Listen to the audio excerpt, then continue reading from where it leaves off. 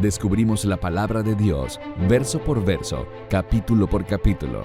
Este es un estudio bíblico real con el maestro Tom Bradford. Bienvenidos a Clases de la Torá. Hoy comenzaremos el capítulo 17 de Génesis. Es un capítulo bastante largo, así que vamos a dividirlo en partes. Comencemos por leer los primeros 14 versículos del capítulo 17. Si tienen la Biblia completa judía, está en la página 15. Empezaremos por el versículo 1 hasta el versículo 14. Cuando Abram tenía 99 años, Adonai se le apareció y le dijo: «Yo soy el Shaddai. Camina en mi presencia y sé íntegro. Estableceré mi pacto contigo y multiplicaré grandemente tu descendencia». Abram se postró sobre su rostro y Dios continuó hablando con él. «En cuanto a mí, este es mi pacto contigo.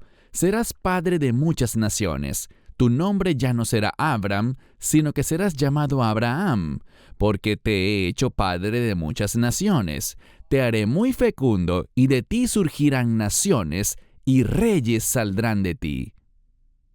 Establezco mi pacto contigo, junto con tus descendientes después de ti, generación tras generación, como un pacto eterno, de ser Dios tuyo y de toda tu descendencia después de ti. Te daré a ti y a tu descendencia después de ti la tierra en la cual ahora sois extranjeros, toda la tierra de Canaán, como posesión permanente. Y yo seré su Dios». Dios dijo a Abraham: «En cuanto a ti, debes guardar mi pacto, tú y tu descendencia después de ti, generación tras generación. Este es mi pacto que guardaréis entre yo y vosotros, y tu descendencia después de ti. Todo varón entre vosotros será circuncidado.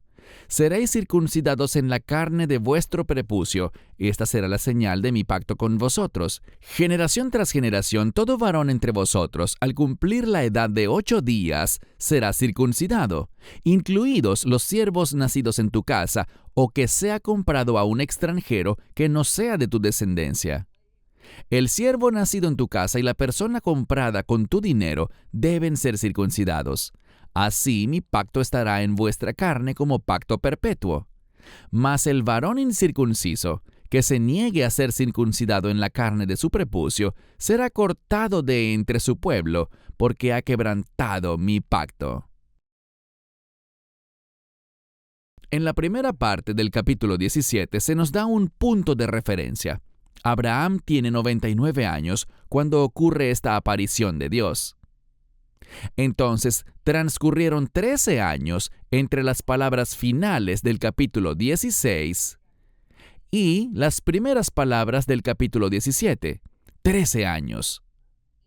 No tenemos información de las cosas que sucedieron en ese periodo de 13 años, pero hay algunas cosas que podemos deducir. Primero, que Agar tuvo a su hijo, Ismael, y ahora tiene unos 13 años. Segundo, Sarai sigue sin tener hijos. No solo no ha tenido hijos varones, sino que no tiene hijas tampoco. Tercero, el clan sigue viviendo en Canaán. Cuarto, es muy probable que no haya habido contacto entre Dios y Abraham durante esos 13 años, pues lo habrían registrado. Y quinto, el primer pacto que Jehová hizo con Abraham permanece intacto. Y en esta nueva aparición divina, Dios añade un pacto al anterior que ya había hecho con él, al declarar que Abraham será el padre de muchas naciones.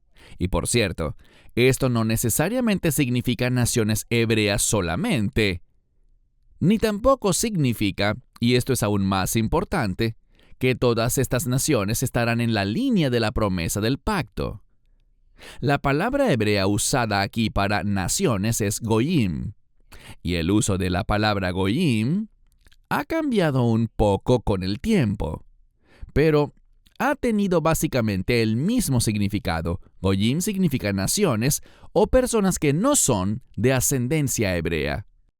Ahora también puede significar sencillamente cualquier nación, hebrea o no.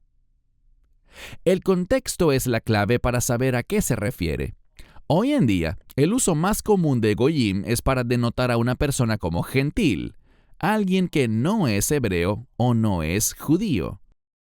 Ahora bien, ¿Abraham entendió la palabra goyim, nación, en el sentido de personas no hebreas? No. Abraham, por así decirlo, era el primer hebreo. Para Abraham, esto simplemente significaba que no solo tendría muchos descendientes, sino que también se separarían en varios grupos de personas y se convertirían en varias naciones distintas y separadas. Sin embargo, como tenemos el beneficio de mirar hacia atrás 4,000 años, lo que vemos es que, de hecho, Abraham engendró tanto a hebreos como a no hebreos. Abraham engendró al pueblo hebreo israelita, así como a varios pueblos gentiles. Lo veremos en breve. En el verso 5, vemos que Dios cambia el nombre de Abraham. Esta no será la última vez que se cambie el nombre de una persona. Su nombre cambia de Abram a Abraham, es decir, pasa de llamarse Padre Exaltado a Padre de muchos, o una mejor traducción sería Padre de multitudes. Este también es el momento en el que se podría decir razonablemente que Abraham se convirtió en hebreo. No sabemos exactamente en qué momento Abraham comenzó a referirse a sí mismo y a su descendencia como hebreo. De hecho, incluso hay desacuerdo sobre lo que significa la palabra hebreo. En general se acepta, en la comunidad de eruditos bíblicos, que esto significa uno que cruzó. Los antropólogos y arqueólogos bíblicos, sin embargo, dicen que es probable que la palabra hebreo fue una palabra que no existió sino hasta mucho tiempo después, y habría venido de una palabra oriental, Ipuru. I-P-U-R-U, Ipuru. Este término se usaba en Canaán y en áreas cercanas como un término que simplemente significaba extranjeros o personas errantes que no tenían una nación específica con la que pudieran identificarse. Ciertamente, para el momento de la historia que estamos estudiando, Abraham y su clan estaban en un punto intermedio. Aunque provenían de Ur, ya no se consideraban Ur Hasdim, es decir, su hogar ya no era Ur de Caldea, en Mesopotamia. Pero el clan de Abraham ciertamente aún no había establecido una identidad separada, ni podían señalar un lugar en Canaán al que pudieran decir que pertenecían. Porque aunque Dios les prometió la tierra de Canaán como su herencia, aún tenían que reclamar esa herencia. Este pacto que acabamos de leer en el verso 6, sobre ser padre de muchas naciones, es otro de esos pactos permanentes e incondicionales. Todo lo que Abraham podía hacer era ser bendecido, pues no tenía obligaciones reales dentro del pacto. Pero Dios estaba a punto de hacer otro pacto con Abraham, y aunque este próximo pacto sería también permanente, perpetuo, este sí sería condicional. Sería un pacto bilateral y no unilateral. Es decir, Abraham y su descendencia tenían obligaciones que cumplir para mantener intacto este pacto. Sin embargo, este pacto también era individual. Cada persona de la línea de Abraham tenía la responsabilidad de aceptar este pacto para sí mismo o no. En otras palabras, la persona que rompiera el pacto solo afectaría las disposiciones del pacto en lo que respecta a sí mismo. El pacto seguiría vigente para cada individuo que decidiera aceptarlo y cumplirlo. Este pacto que los judíos llaman Brit Milá, nosotros lo llamamos circuncisión. Antes de hablar sobre la circuncisión, echemos un vistazo al verso 8. El verso 8 dice que Dios le dará la tierra a Abraham y a su descendencia para siempre. Sé que hemos hablado bastante de esto y no quiero repetir lo dicho, pero necesito dejar en claro algo que suele pasarse por alto. Una cosa es que a Israel se le haya dado la tierra, y otra cosa es que Israel viva en la tierra. El término bíblico que generalmente encontramos para referirse a cuando Israel vive en la tierra es poseer en español. Poseer no significa exactamente lo mismo que solemos pensar. Poseer significa más bien ocupar. Quiero hacer una analogía para ilustrar esto mejor. Tú vas y compras un auto. El banco local lo financia. Hasta que pagues todo el crédito, ¿quién es el dueño del auto? Ellos, el banco. Tú no eres dueño del auto. No es legalmente tu auto, solo lo estás usando. Entonces el banco es el dueño del auto, pero lo pone en tu posesión. Hasta que lo pagues por completo o incumplas los pagos.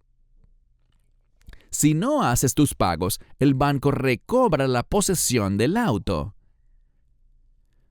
Es decir, siempre le ha pertenecido al banco, pero ahora lo rescatan de tu posesión y lo toman para ellos. Por eso se habla de reposesión. Sin embargo, noten que en todos los casos, ellos han sido dueños del auto. Es solo que por un tiempo tú tenías la posesión, pero como no pagaste, ahora ellos la tienen.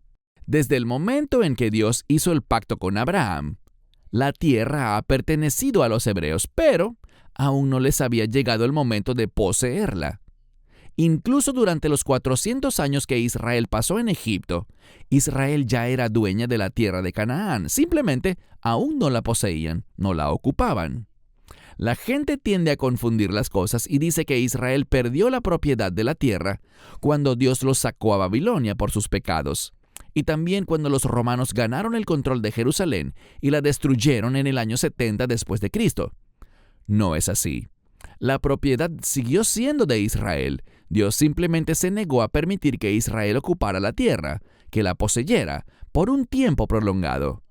Esto no es buscarle la quinta pata al gato, es solo para entender la diferencia entre poseer y ser dueño de algo. Y es muy pertinente para los que dicen que Israel perdió la posesión de la tierra por 1900 años y ya no tienen derecho a ella. Incorrecto.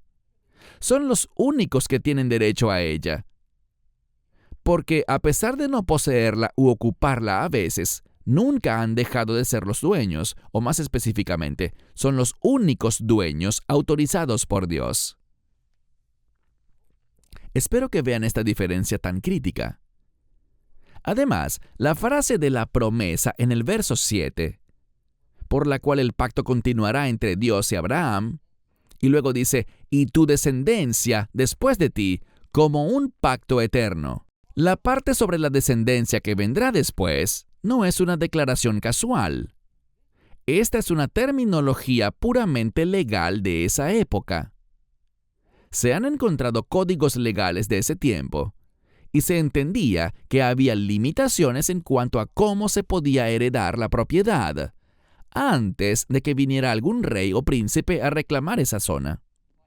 Al incluir las palabras, y tu descendencia después de ti, como un pacto eterno, eso significaba legalmente en ese tiempo que los descendientes de Abraham conservaban esa propiedad y seguirían heredándola sin restricciones.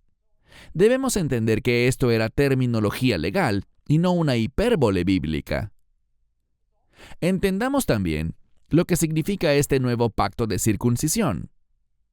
En el primer pacto con Abraham, que Dios dijo que permanece totalmente intacto, Abraham era solamente un participante pasivo.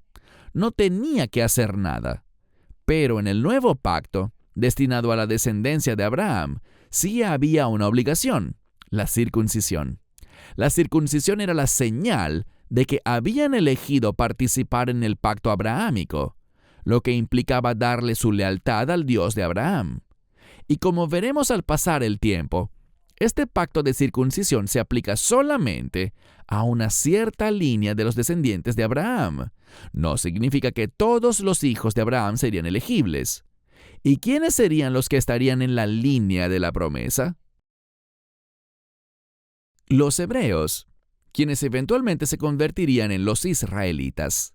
Básicamente, cada varón que sigue a Abraham, que espera poder participar de las bendiciones de los pactos que Dios le dio a Abraham, debe circuncidarse como una obligación, es decir, se requiere una participación activa.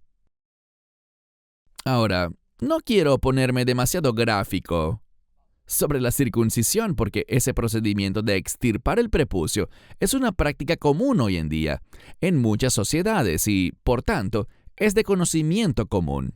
Usualmente lo practican familias no judías por razones médicas e incluso se discute la necesidad de eso. Los judíos, hasta el sol de hoy, celebran lo que llaman bris, una ceremonia de circuncisión por cada hijo varón, el 8º día después de su nacimiento. La práctica de la circuncisión masculina existía mucho antes de esta institución de Dios a Abraham.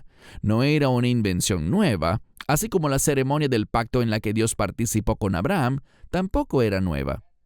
Esta práctica había sido utilizada en muchas culturas de ese tiempo, como parte de la ceremonia matrimonial, si pueden imaginarlo, o más típicamente, como señal de entrada en la pubertad. Algo que Dios sí hizo fue quitarle el trauma al mandar que se hiciera no en un adolescente, sino en un bebé de 8 días. Además, Dios empleó este rito existente como una especie de juramento de lealtad y le añadió un gran significado. Al igual que con las estrellas y los planetas, Dios usa las cosas de la naturaleza cuando elige crear una señal para sus buenos propósitos. Después de todo, todas estas cosas naturales le deben su existencia a Dios. Lo triste es que, tanto entonces como ahora, muchos deciden asignar sus propios significados, como la astrología, a las cosas que Dios hizo, pero eso es simplemente una perversión. Este es el asunto. Recuerden que el propósito estándar de los pactos requería el derramamiento de sangre, típicamente sangre animal, y el corte de la carne, casi siempre carne animal, y la separación de esa carne cortada en 2 grupos. Aquí en la circuncisión, el procedimiento del pacto ocurría usando el cuerpo masculino como la carne sacrificial. La carne es cortada, se derrama sangre y la carne cortada es separada. Una parte es enterrada en la tierra y la otra parte permanece en el cuerpo. Literalmente Abraham y sus descendientes varones llevaban en ellos la señal del pacto. Eran representantes del pacto. El castigo por rechazar el pacto de la circuncisión era severo. Eras cortado o separado de tu pueblo. Este castigo era espiritual y físico. Cuando un descendiente varón de Abraham se negaba a la circuncisión, o un padre se negaba a que su hijo tuviera la Brit Milá a los 8 días de nacido, eran separados físicamente del clan y eran separados espiritualmente de Dios. Si lo eran antes, ahora dejaban de ser hebreos y no podían reclamar ningún derecho a las promesas de Dios. Es por eso que Dios, a través del apóstol Pablo, nos explicó que lo que Dios realmente quiere de sus adoradores son corazones circuncidados y no carne circuncidada. Se supone que la circuncisión de la carne es un símbolo externo de un corazón circuncidado. Dios quiere que nuestro corazón acepte y lleve consigo el pacto que nos ha sido ofrecido a un altísimo precio. Al aceptar a Cristo, Pablo dice que nuestro corazón es circuncidado. Entonces estamos literalmente aceptando el protocolo del pacto de Dios sobre nosotros mismos. Y desde el advenimiento de Yeshua y el nuevo pacto que Él estableció, nos vemos en la misma posición que Abraham. O somos circuncidados al aceptar el nuevo pacto, que es la sangre de Cristo, o lo rechazamos. Esto es decisión de cada quien. Si lo aceptamos, somos parte de los elegidos de Dios a perpetuidad. Si nos negamos, somos cortados, somos separados del pueblo de Dios y de Dios mismo. Si bien eso puede sorprender a algunos de ustedes, esas palabras de Pablo quizás pusieron de rodillas a algunos judíos que las oyeron, porque ellos entendían bien los detalles de la ceremonia y el simbolismo del pacto. Pero como la Iglesia, por tanto tiempo, le ha dado la espalda al carácter judío de la Biblia, el impacto de cosas como el acto de hacer pactos no se ha entendido. Ahora bien, hay un principio y un patrón contenidos en el verso 12 que debemos tener en cuenta.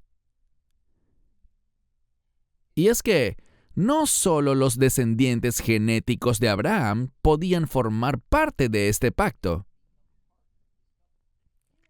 Aquí tenemos que el esclavo o siervo nacido en el hogar, o el esclavo comprado por un hebreo, así sea extranjero, podía ser incluido en el pacto al ser circuncidado. Entiendan que, por ley en ese tiempo, aunque nos resulte extraño ahora, un esclavo comprado se convertía en un miembro de la familia. Tenían casi todos los derechos de un miembro de la familia, aunque no todos. Por tanto, un bebé nacido de un esclavo comprado también se convertiría en un miembro de la familia. Esto es muy ajeno a la imagen habitual que tenemos de lo que era la esclavitud en los tiempos bíblicos entre los hebreos.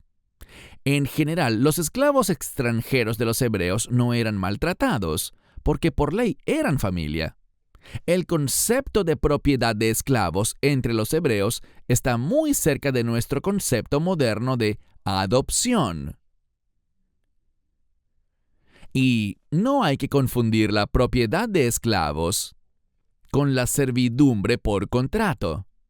Ser un siervo por contrato, alguien que es un siervo de otro por un tiempo para pagarle una deuda, no calificaba a esa persona para ser un miembro de la familia. Eso solo aplicaba a un esclavo comprado que era ahora miembro de la familia. Las cosas eran al revés de lo que podría parecer lógico para nosotros. Entonces, muy pronto se estableció la idea de que la genética, el linaje de sangre, no era el único factor determinante para pertenecer a la comunidad santa.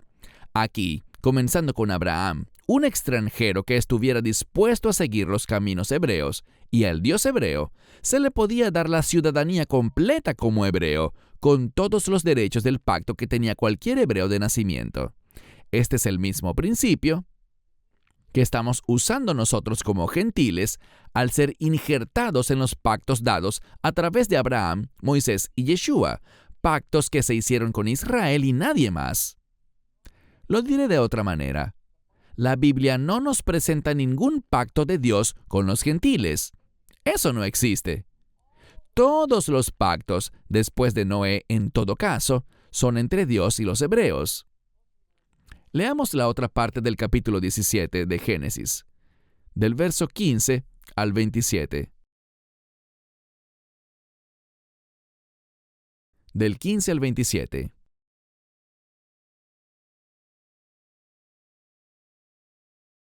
Dios le dijo a Abraham, en cuanto a Sarai tu esposa, no la llamarás Sarai, su nombre será Sara. Yo la bendeciré, y además te daré un hijo por ella.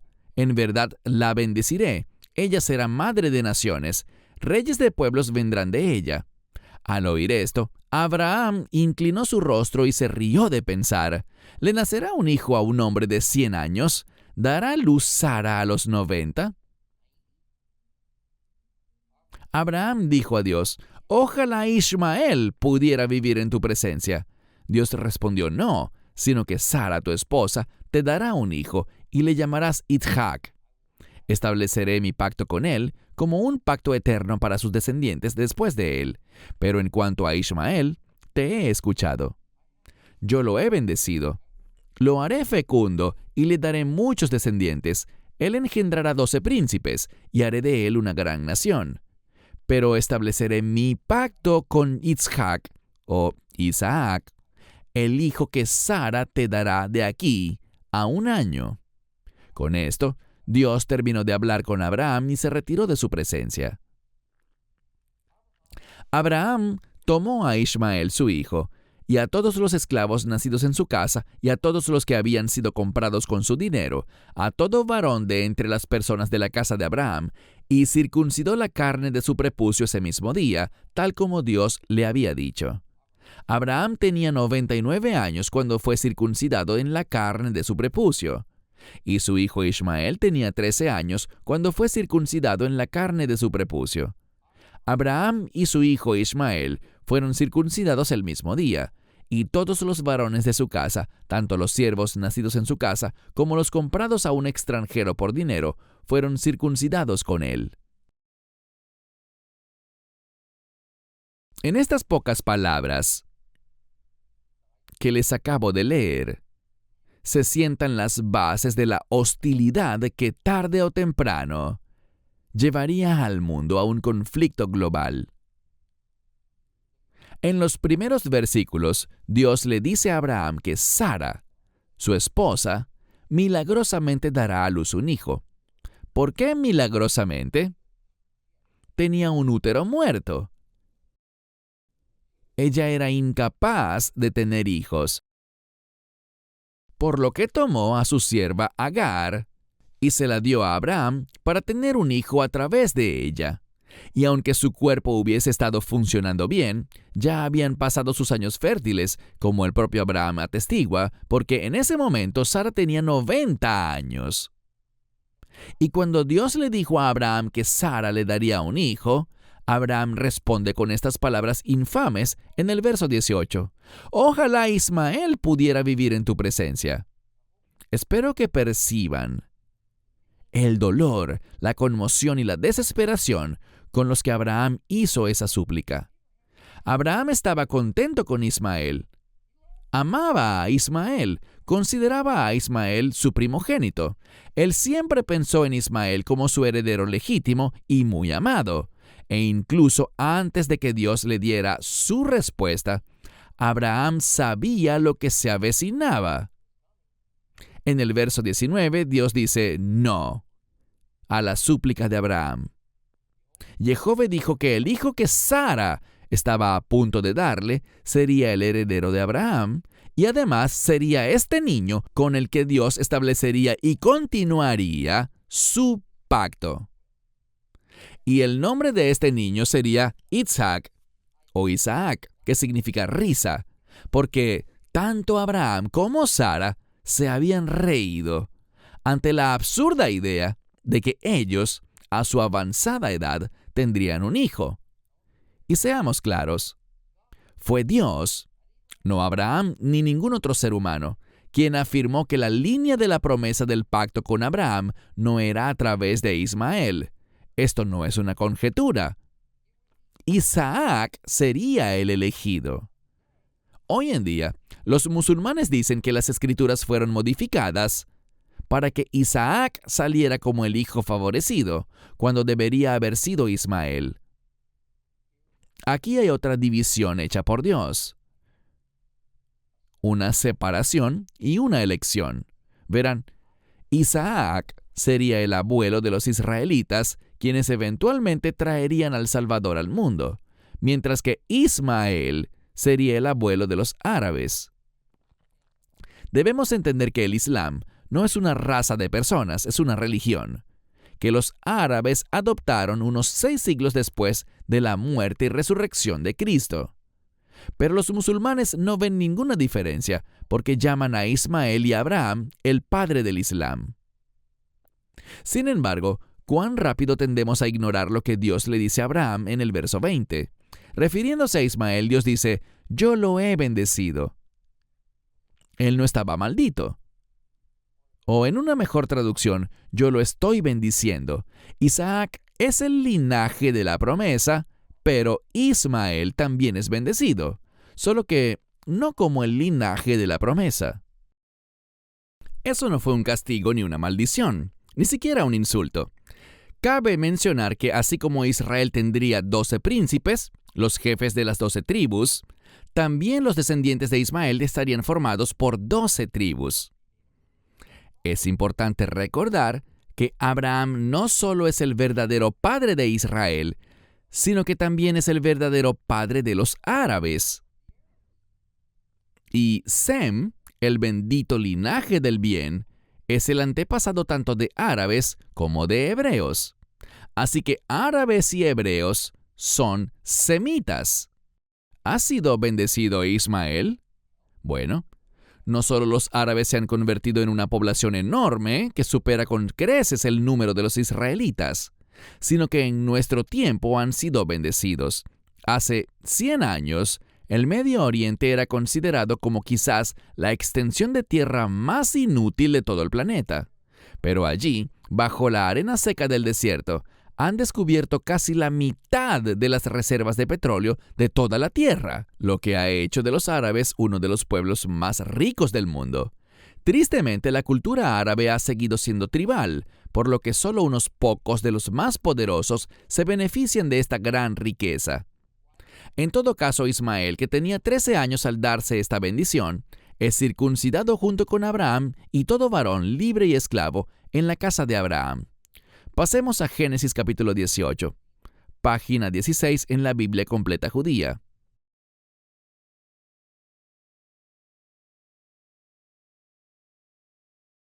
Génesis 18, versos del 1 al 15. Adonai se apareció a Abraham en el encinar de Mamre, mientras él estaba sentado a la entrada de la tienda en el calor del día. Alzó los ojos y miró, y ante él estaban parados 3 hombres.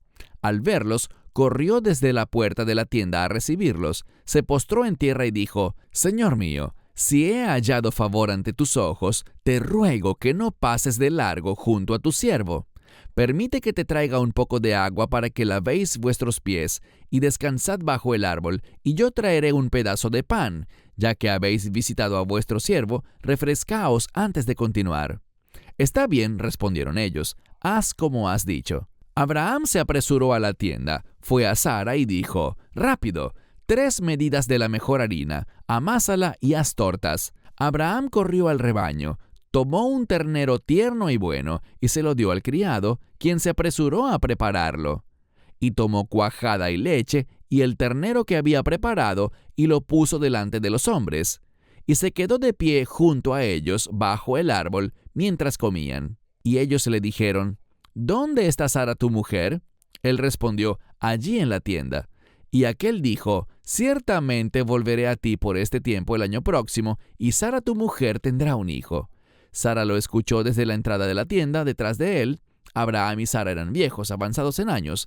Sara ya había pasado la edad de procrear. Y Sara se rió para sus adentros, pensando: «Soy vieja, y también mi señor. ¿He de tener placer otra vez?» Adonai dijo a Abraham: «¿Por qué se rió Sara?», preguntándose: «¿De verdad tendré un hijo siendo tan vieja? ¿Hay algo demasiado difícil para Adonai?». En el tiempo señalado, en esta temporada el próximo año, volveré a ti, y Sara tendrá un hijo. Sara lo negó diciendo: «Yo no me reí, porque tuvo miedo».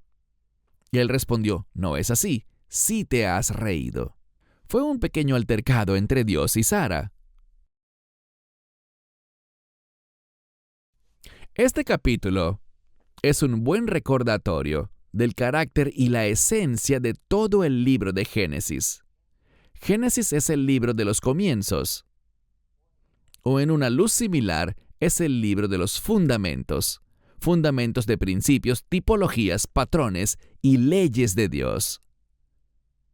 Podríamos pasar rápido este capítulo, pero nos perderíamos los comienzos de varios principios de Dios, establecidos para nosotros, y estos principios formarán la base de cómo se desarrollará toda la Biblia. La escena que presenciamos en este capítulo tiene lugar en las colinas de Hebrón, desde donde se puede apreciar una hermosa vista de casi todo el Mar Muerto. Y comenzamos de inmediato con un misterio que tal vez no podamos responder hoy. En el verso 1 dice que el Señor se le apareció a Abraham. Tal vez en sus Biblias como en la mía dice Adonai. se le apareció a Abraham, Adonai. Es importante aclarar esto lo más que podamos, porque eso afecta todo el resto del capítulo. La palabra Adonai es una palabra hebrea y se traduce como Señor o Amo. Hasta ahí, todo bien. Solo hay un problema. Esa no es la palabra que se usó en los manuscritos hebreos más viejos. La palabra en realidad es Yud-Hei Vav-Hei en el alfabeto hebreo y YHVH en el alfabeto español, y solemos traducirla como Jehová en español, o en hebreo diríamos Yahvé o Yahweh, aunque para mí debería ser Yehove, pues creo que tiene 3 sílabas. 2 cosas. Primero, la razón por la que está como lo vemos en nuestras Biblias se debe a una tradición de los judíos. Y según esa tradición, está prohibido decir el nombre de Dios. Ha evolucionado hasta el punto de que entre los judíos observantes tampoco se puede decir la palabra Dios ni deletrearla. Entonces, muy a menudo, si lees algo sobre Dios escrito por un judío, Dios se escribe D-I-S. Y, por cierto, en ninguna parte de las Sagradas Escrituras se prohíbe decir el nombre de Dios, excepto si se usa en vano. Dicho esto, la tradición judía afirma que el simple hecho de pronunciar el nombre de Dios es usarlo en vano. No entraré en argumentos teológicos sobre eso, pero personalmente no veo que sea vanidad pronunciar el nombre de Dios. Si Dios no querría que pronunciásemos su nombre, ¿para qué nos lo dio cientos y cientos de veces? ¿Por qué se nos dice que invoquemos el nombre del Señor? Y luego, si lo hacemos, ¿es pecado? También puedo decirles que he conocido a varios judíos que creen que no es tanto porque sea pecado contra Dios usar su santo nombre, sino que se abstienen de usarlo como una muestra de respeto. Y puedo ver ambas partes del asunto. Por tanto, les diré que, como lo aconsejó el apóstol Pablo, es mejor ser considerados respecto a las cosas que ofenden a otros, incluso si no entendemos bien por qué o si no estamos de acuerdo. Así que, como sé muy bien que casi todos los judíos religiosos y algunos judíos tradicionales encuentran ofensivo el uso de la palabra Dios, Yehove o Yahvé, hago lo posible por decir Hashem o algo por el estilo al estar cerca de ellos por respeto. Cuando voy a Israel soy particularmente cuidadoso. Seamos realistas, ciertamente no es ofensivo para nosotros, que no vemos nada malo en usar el nombre formal de Dios, escuchar que lo llaman Hashem o el Señor, o no para mí en todo caso, por lo que no es una concesión difícil. En estas lecciones usaré muchos nombres para Dios, Jehová, Adonai, Yehove, y para Jesús, Cristo, Jesús, Yeshua, Yeshua HaMashiach, Señor, Salvador, Mashiach y otros más. Solo les pido que entiendan que esto está siendo grabado y está destinado para todo el mundo, vía Internet, y le hablo a una audiencia muy variada. En la mayoría de las Biblias, usaremos combinaciones de estos nombres, y si usara palabras en código para Dios y Jesús, que sean totalmente desconocidas para muchos de los que me escuchan, sin explicárselas, no me estaría comunicando ni enseñando. Solo estaría balbuceando palabras. Sepan que respeto sus puntos de vista y no es mi deseo ofender. Volviendo a esta extraña escena que abre el capítulo 18, la cosa es que uno de los 3 supuestos hombres que se le aparecen a Abraham parece que en realidad es Yehove Dios en persona. Hablaremos de los otros 2 hombres en un minuto, pero no hay duda de que se trata de cierta manifestación del Dios Todopoderoso, porque la Escritura lo dice directamente. Pero en el texto hebreo dice que Yud-Hei Vav-Hei se le apareció a Abraham.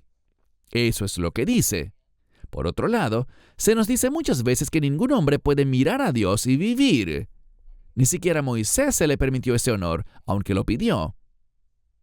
A menudo se nos dice que esto significa que este hombre, llamado Yehove, era Jesús. Porque aquí estaba Dios en forma visible y apareció como humano. Y la regla general en la iglesia evangélica es que si Dios tiene características físicas, tiene que ser Jesús. Pero esperen. ¿Cuándo han visto que se haga referencia a Jesús por el nombre personal del Padre? Yud-Hei Vav-Hei, Yehove. Yud-Hei Vav-Hei es el nombre que Dios le reveló a Moisés como su nombre personal. Así que esto no es conjetura ni especulación. Está en Éxodo 6:3. Yo me aparecí a Abraham, Isaac y Jacob como El Shaddai, mas no me di a conocer a ellos por mi nombre. Yud-Hei Vav-Hei. Ahí lo tienes. Ciertamente lo llamaremos normalmente el Señor, que es una forma de traducir la palabra Adonai. Pero como dije, en el texto hebreo original, la palabra que abre el capítulo 18 no es Adonai, es Yud-Hei Vav-Hei, Yehove. Pero en el verso 3, después de que se nos dice que Abraham alzó la vista y vio a 3 hombres, allí sí aparece la palabra Adonai en el texto hebreo. Esta es la cuestión. Adonai es una palabra en plural. Su forma en singular es Adón. Adonai es plural. Y a veces se utiliza para referirse a Dios y se toma en sentido gramatical como el plural de majestad. En otras palabras, cuando la palabra Adonai se refiere a Dios, no es necesariamente para indicar que es más de uno, sino para indicar su grandeza. Eso era común en esa época. Aquí, sin embargo, el contexto indica que Abraham se estaba dirigiendo a los 3 supuestos hombres, y por tanto el verso 3 quizás debería leerse: él, es decir, Abraham, dijo: mis señores, si os place, no paséis de largo junto a vuestro siervo. Todo esto se complica por el hecho de que en el verso 2, donde dice: y vio a 3 hombres parados cerca de él, la palabra hebrea usada aquí para hombres es enosh, que significa específicamente varones, hombres humanos. A veces se usa la palabra enosh para referirse a la humanidad en general, pero nunca se usa la palabra enosh en la Biblia para referirse a seres espirituales.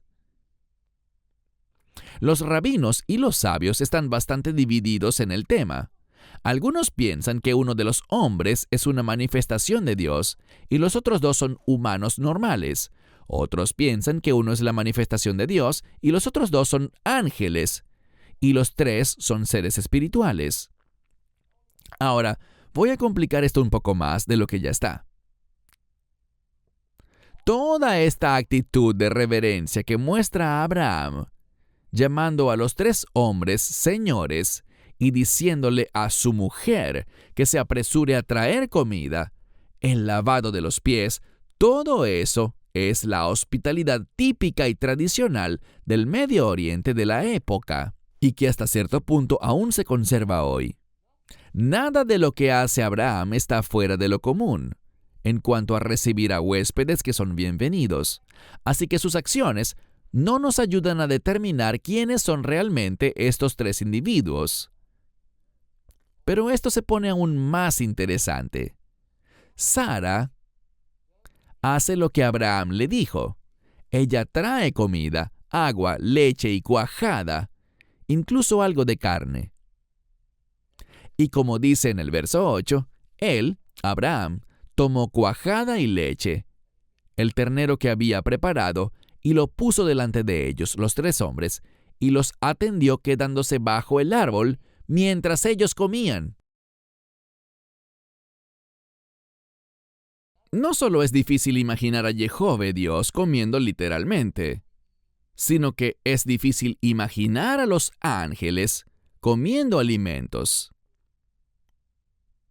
Josefo, el Targum de Jonatán y el Talmud simplemente no aceptan que aquí tenemos una escena de Dios y ángeles comiendo pan, carne y leche. Seguramente parte del problema que ellos ven es que estaban comiendo al mismo tiempo lácteos y carne.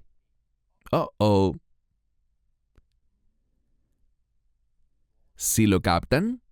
Bien.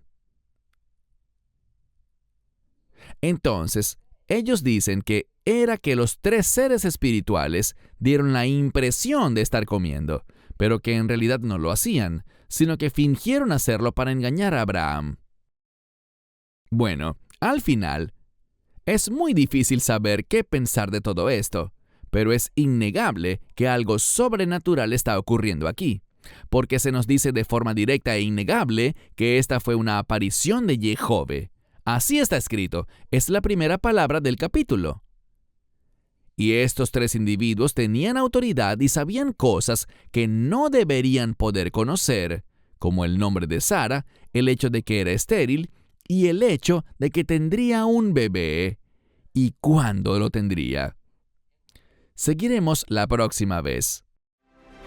Para más enseñanzas de un estudio bíblico real, redescubriendo la palabra de Dios con Tom Bradford, visite toraclass.com o descargue la aplicación móvil de Torah Class.